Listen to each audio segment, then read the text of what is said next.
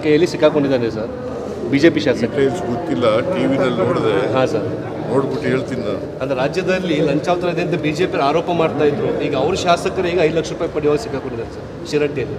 ಅದು ಲೋಕಾಯುಕ್ತಕ್ಕೆ ಹೌದು ಸರ್, ಸಿಕ್ಕಾಕೊಂಡಿದ್ದಾರೆ. ಈಗ ಏನು ಹೇಳ್ತಾರೆ ಅವರು ಹೇಳ್ಬೇಕಲ್ಲ.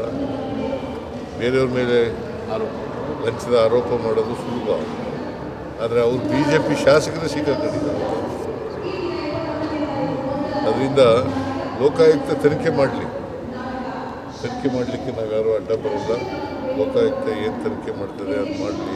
ರಾಜಕೀಯವಾಗಿ ಆಮೇಲೆ ಮಾತಾಡ್ತೀವಿ. ಕೇಳಿ ಸಿಕ್ಕಾಕೊಂಡಿದ್ದಾನೆ ಸರ್ ಬಿಜೆಪಿ ಶಾಸಕ. ಡೀಟೇಲ್ಸ್ ಗೊತ್ತಿಲ್ಲ, ಟಿವಿನಲ್ಲಿ ನೋಡಿದೆ. ಹಾಂ ಸರ್, ನೋಡ್ಬಿಟ್ಟು ಹೇಳ್ತೀನಿ ನಾನು. ಅಂದರೆ ರಾಜ್ಯದಲ್ಲಿ ಲಂಚಾವತಾರ ಇದೆ ಅಂತ ಬಿಜೆಪಿ ಆರೋಪ ಮಾಡ್ತಾ ಇದ್ರು. ಈಗ ಅವ್ರ ಶಾಸಕರು ಈಗ 5 ಲಕ್ಷ ರೂಪಾಯಿ ಪಡೆಯುವಾಗ ಸಿಕ್ಕಾಕೊಂಡಿದ್ದಾರೆ ಸರ್ ಶಿರಟ್ಟಿಯಲ್ಲಿ.